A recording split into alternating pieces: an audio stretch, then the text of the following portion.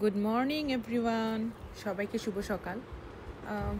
Exam আছে আমার আজকে, বাট আমার ঘুম থেকে উঠতে অনেকটাই লেট হয়ে গিয়েছে, কারণ অ্যালার্ম দিয়ে আমি অ্যালার্ম অফ করে আবার ঘুমাই থাকি। এটা আমার অনেক ছোটোবেলার একটা অভ্যাস, অ্যালার্ম অফ করে ঘুমানো। ঘুম থেকে উঠে চলে গেলাম ওয়াশরুমে। এই তো ফ্রেশ হব, হাত পা ক্লিন করবো, অ্যান্ড চুলগুলো প্রচণ্ড অগোছালো ছিল, এগুলোকে একটু গার্ডার দিয়ে ভালো করে লক করে নিলাম। দেন আমি আমার স্কিনে প্রতিদিন একটা অর্গ্যানিক ফেস ওয়াশ টিয়ার ট্রিটের, এটা দিয়ে ফেসটা ক্লিন করি। It's so good basically. যাদের আমার মতো অয়েলি অ্যান্ড সেন্সিটিভ স্কিন, তারা এটা ইউজ করতে পারেন। আই থিঙ্ক স্কিনের জন্য অনেক ইফেক্টিভ।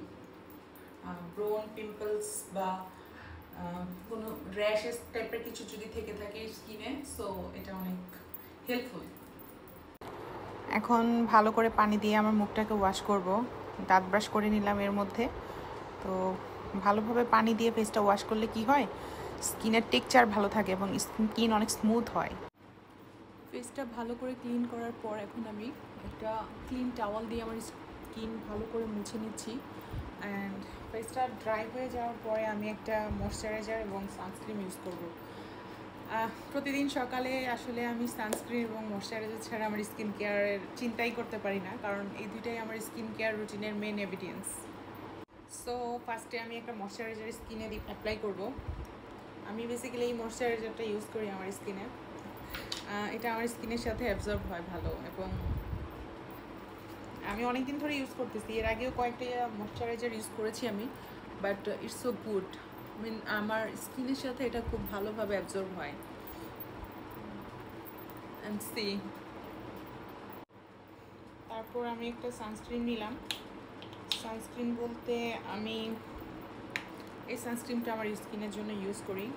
আমার স্কিনে এটা অনেক ভালো অ্যাবজর্ব হয়, লাইট ওয়েটের অনেকটা।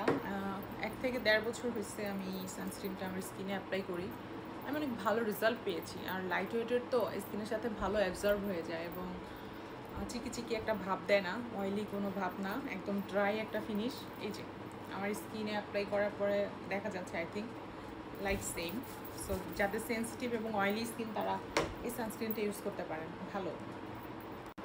এবার আমি একটা আই পেন্সিল দিয়ে আমার আইড্রোটা ভালো করে ড্র করে নিয়েছিলাম, কারণ আইড্রো করা না থাকলে ফেস দেখতে ততটা ভালো লাগে না। এবং একটা ফেস পাউডার দিয়ে আমার স্কিনে ভালো করে অ্যাপ্লাই করে নিয়েছিলাম, যাতে ফেসটা স্মুথ লাগে কিছুটা দেখতে, এবং আমি অলওয়েজ করি এটা। আর একটা লিপস্টিক না দিলে তো আমার চলবেই না, কারণ আমি হচ্ছি লিপস্টিক লাভার। সো লিপস্টিকের প্রতি আমার একটা এক্সট্রা ফ্যাসিনেশন আছে। তার উপরে ডার্ক কালার লিপস্টিক হচ্ছে আমার অনেক বেশি ফেভারিট।